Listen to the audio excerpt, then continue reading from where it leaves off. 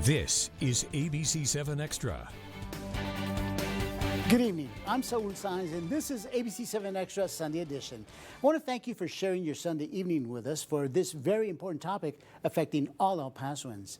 When Police Chief Greg Allen died in January, his assistant, Peter Pacillas, was named interim police chief, a man who's been in the El Paso force for more than 30 years. Chief Pacillas is one of several candidates being considered for the permanent chief position, and it's no easy task. The permanent chief will inherit rising crime and will oversee a police force of more than 1,000 officers. Right now, EPPD is trying to crack down on cases of teenage house parties that end in violence. The most recent and most concerning was a house party just a few weekends ago where gunfire erupted during a high school homecoming party. 2 teens were left dead, several others injured. That teen party gone wrong happened on the city's east side and is now being investigated as a capital murder. It raises several questions. How were teenagers able to rent the home where the party was held? How were they able to purchase alcohol? And how did teens get their hands on firearms? And more importantly, is this an isolated case or is this a dangerous trend in the city? Joining me to try to answer all these questions and more is Interim Police Chief Peter Pacillas. Welcome, Chief. Welcome. Thank you so much. Thank you for having me here. So here's a question. First question. About 7 months ago, you're 7 months into the city's top cop position. How's it going? It's going well. I have a great staff and incredible officers and civilians trying to help protect the city. Yeah. You've also lost a lot of weight. That has nothing to do with the job, right? No. That's good to hear. One of your biggest concerns are house parties. We've been talking about this, hosted by teens, and especially when there's alcohol and guns involved. This is concerning because obviously the outcome. You want to talk about that a bit? Yes. So the type of things that we're seeing out there is loud parties, those types of events. We've already had a couple incidences where we've had individuals injured by gunfire at these house parties. And like you just mentioned, we had the capital murder that just happened with, there was alcohol, teenagers, and weapons involved. So we're working on that, set up a task force to address these. It's absolutely heartbreaking, most especially when teens are involved because there's someone's daughter or son and whatnot. And of course, police officers are not immune to these feelings of what they're going through right now, right? Right, correct. The officers are very compassionate, and anytime they see any individual hurt, it affects the officers as well. And then, God forbid that the officers or our detectives or supervisors have to go make those notifications that they never ever want to make, that a family member has lost their life. And as you just mentioned, it's a capital murder investigation. Where does the investigation stand right now? It's still an ongoing investigation, and we're also looking for additional leads into the investigation. So if people can either call Tip 411 or Crime Stoppers, that would help our detectives an awful lot. Any suspects that you're obviously trying to locate? Any clues at all? Was it somebody who was involved in the party? Was it someone from outside the party? I don't want to get into a lot of details because it's still an active investigation, and I don't want to jeopardize any part of the case. Okay. Well, who can ultimately be held accountable in a situation like this? Is it the person who hosted the party? Is it the parents who were not there and possibly just, released the home to these folks? Or is it somebody who rented the home to them? So the answer to that question is the individuals that used firearms, they're the ones that will be held accountable. But since 2016, the City of El Paso has an ordinance in place, a social host ordinance, and that was to help law enforcement and the community get a grasp on underage drinking. But that being said, is somebody who's providing the alcohol or providing the facilities to be able to do that can be held accountable under the social host ordinance. Okay. So we'll try to determine those factors too. And so are you going, in this particular case, do you know that much? Like who hosted the party, which parents were supposed to be there, and ultimately, well, obviously you don't have any suspects, so you don't know who provided the guns, right? Right. So that's also part of the whole capital murder case. So I don't want to get into a lot of details on who did what and when they did it. Were there any adults there? Not that we're aware of. Which raises a big alarm, a big red flag, right? Yes, it does. Obviously, parents are concerned about their kids, teenagers or young adults. and allowing them to go to these parties and not knowing where they're going. Parents really need to get involved. Our PIO's office also started a campaign of it's 10 o'clock, and we're going to be trying to work with local media to help us get that out. It's 10 o'clock, do you know where your child is? We'll be talking about that in our next segment, but right now I do want to ask you, because you just talked about a couple of parties that obviously, ended the way they weren't supposed to end. Yes. Is this a dangerous trend that's spreading throughout the borderland? Well, when we lost the curfew by state statute, all municipalities across Texas can no longer have the curfew leverage of that citation or ordinance. We're bracing ourselves. So we'll put it that way, that there might be a trend or some kind of dangers that are going on. So you've seen the trend growing? Yes, sir. Yeah. So when you see a trend like this going, or starting to expand, because that's what a trend essentially is, yes, sir. Do you go to these folks and say, hey, look, we don't want this. We want to make sure that there's an adult here. Do you go to those parties, if reported, of course? Yeah, if we get the report of loud parties or teenage parties, the officers, if we have units available, we try to get our cars out there. But as everybody's well aware, we are short-staffed to be able to get there. And that's why we've started an initiative where right now our community service officers are going to the schools, educating, and we're going to be shifting some resources into the evenings to help just address these loud party calls so that they can get out there and determine, is this an underage drinking problem, or is it just a loud party that somebody just might be having a party in their backyard for family reasons. All right, we're going to take a really quick break. Still ahead, I'll ask Chief Pacillas if there's any concerns regarding current curfew laws, which is something that we started talking about. What are the law changes? I'll ask my guests when we come back. This is ABC-7 Extra Sunday Edition, where news comes first. Think all senior care is the same? Think Bien Vivir. As El Paso's only all-inclusive PACE program, you can enjoy a community of friends, a personalized team of healthcare providers, a healthy nutrition program, and therapy that improves your quality of life. We can even fill your prescriptions, all under one roof and with no out-of-pocket costs. Enjoy the independence of living at home and leave your healthcare needs to us. Think it's too good to be true? Think Bien Vivir. Let us help qualify you today.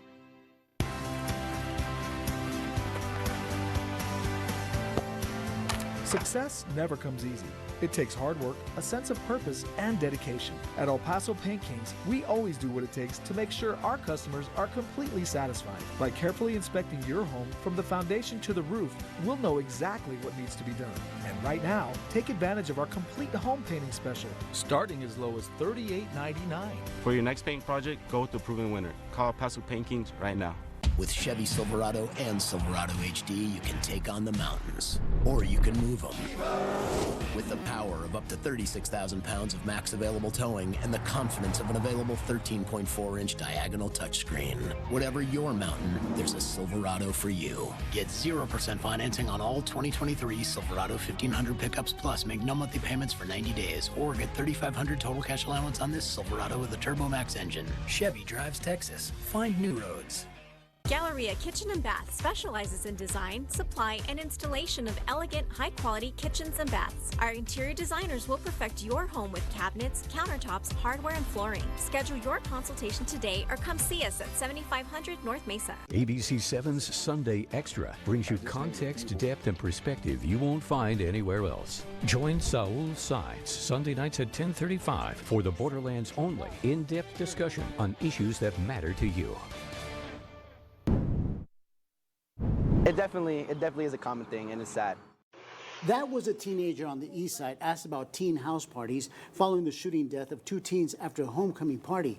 Welcome back to ABC-7 Extra Sunday Edition. I also want to welcome back my guest, Interim Police Chief Peter Pacillas. Chief Pacillas was named as the city's interim top cop following the death of longtime Chief Greg Allen. Chief, you just heard that teen just say that they're too common. It's happening too much. Are you all having issues with curfew? Because there was a curfew law in place and a curfew ordinance in place. Has that changed, and is it causing problems? So it's too early to tell to come back, because the law went into effect September 1st. But just anticipating not having that tool for our officers out there in the field, that it can create people thinking that they can just be out there at all times of the house. And they can, by law, they can be out there. But parents need to be aware of where their children are to help protect their children.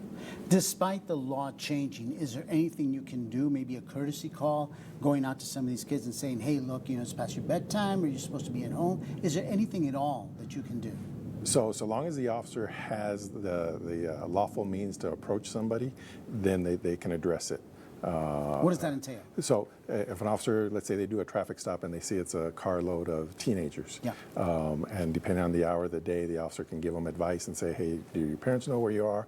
It's probably better if you guys go home and just do something at home. Okay, so they can politely Yes, sir. ask them to just, head on out or just please go on home before you get yourself in trouble or something like that, right? Correct, yes, sir. How receptive, well, you haven't really seen it a whole lot, but thus far, how receptive have teens been to something like that? I couldn't tell you because we wouldn't get reports on officers having those types of interactions on a regular basis. Okay, there's also a social host law that essentially it's designed to hold people accountable for serving liquor to minors. Are you having a hard time enforcing that law?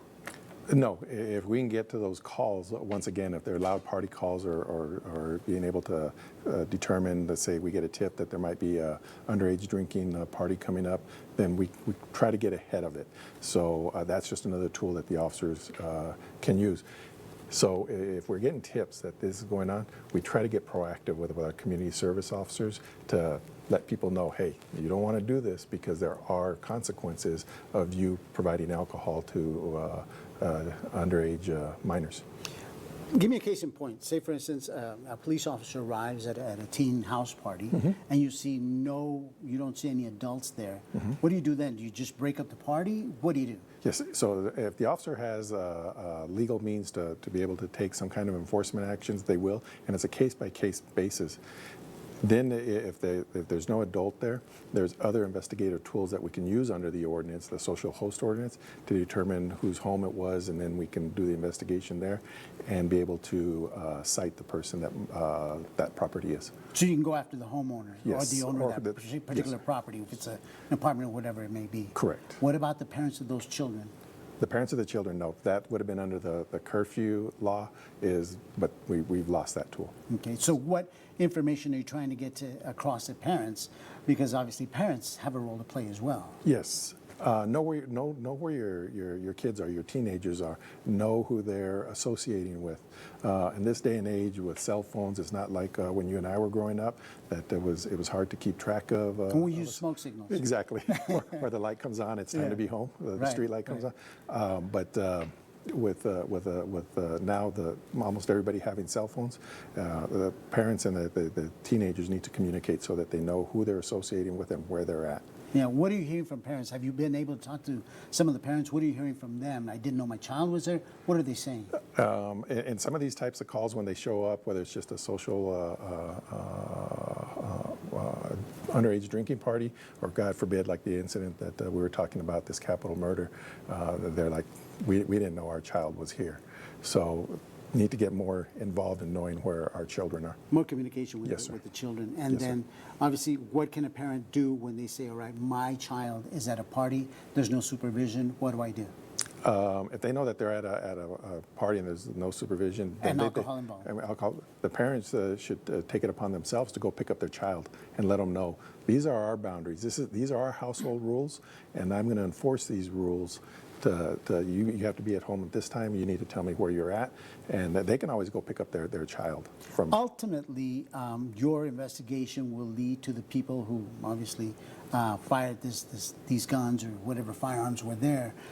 Who is held accountable for that child having a gun?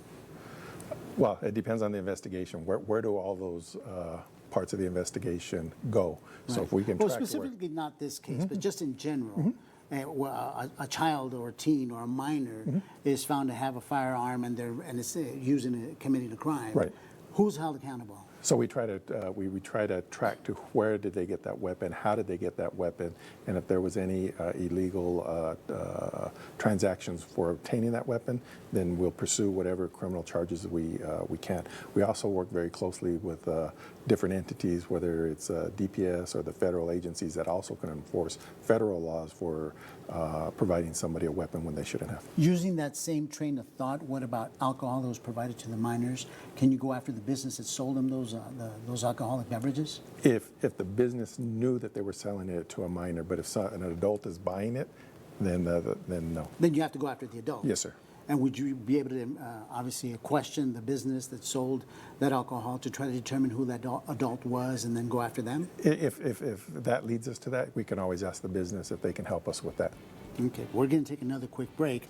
When we come back, I'll ask Chief Pacillas what we all can do to help avoid these tragedies, like the house party that resulted in the shooting death of 2 teens. We'll be right back. You got 4 days, and 4 days only to save like never before. During the 4-day super sale at Furniture Row. That's 4 days to save $100 on every $1,000 you spend, plus no interest until January 2028. But hurry, the 4-day super sale at Furniture Row ends soon. Have you heard? El Paso Electric's mobile app is new and improved. Make bill payments a breeze with our fast and secure mobile pay option. Boom! Go green with paperless billing and access your monthly statements right on the app. Never miss a payment again. Enroll in AutoPay for seamless automatic bill payments every month. Lights out? No problem. Report outages with just a few taps. Our new app does all this and more. Download now and have the power at your fingertips. I'm Barbara Corcoran. In El Paso, the agent I trust is Brian Birds. Brian can give you a guarantee to sell your home, instant offer, or property management options. Get the option that's right for you. Go to brianbirds.com. If you've been looking for the fountain of you, look no further than Dr. Marco A. Gonzalez, board-certified plastic surgeon. His goal is to help you become the best version of yourself to achieve long-lasting, natural results that you'll be proud of for the rest of your life. For over 20 years, Dr. Gonzalez has helped thousands of El Pasoans just like you look young, feel better about themselves, and gain the confidence they've been missing. To find the fountain of you, call Dr. Marco A. Gonzalez at 915-600-BODY right now for your consultation.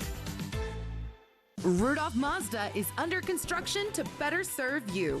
We lowered our prices on a wide selection of new Mazda vehicles. Act fast, as these specials won't be around long. Rudolph Mazda at I-10 and Red Road. At Denver Mattress, we're all about that sleep life. And during the 4-day super sale, the more you buy, the more you save. Save $100 on every $1,000 you spend, plus no interest until 2028 and free shipping. Denver Mattress, the easiest way to get the right mattress. Welcome back to this third and final segment of ABC-7 Extra Sunday Edition. I also want to welcome back my guest, Interim Police Chief Peter Pacillas.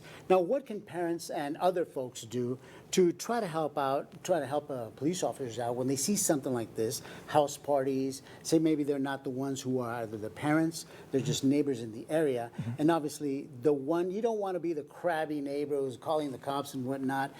Is there anything that they can do to remain anonymous, to call you all up and alert you to something happening like this? So if they know about it ahead of time, like we were talking about a little while ago, they can either call Tip 411 Crime Stoppers, or they can call the non-emergency 832-4400 number and let us know. The thing is, we're very well versed on if you see something, say something. Sure. And this is no difference. We need to do this with this. We need to help protect our children. So, in essence, don't be reluctant to call because it can lead up to something like this. Right. Do you get calls like these? Not as frequently as we would like to. We need to get more information so that we can help prevent this. We don't want to shut down people having parties at their homes, reasonable parties where their people are safe. But what we need to do is we need to prevent what's going on, like where these 2 individuals lost their lives. Yeah.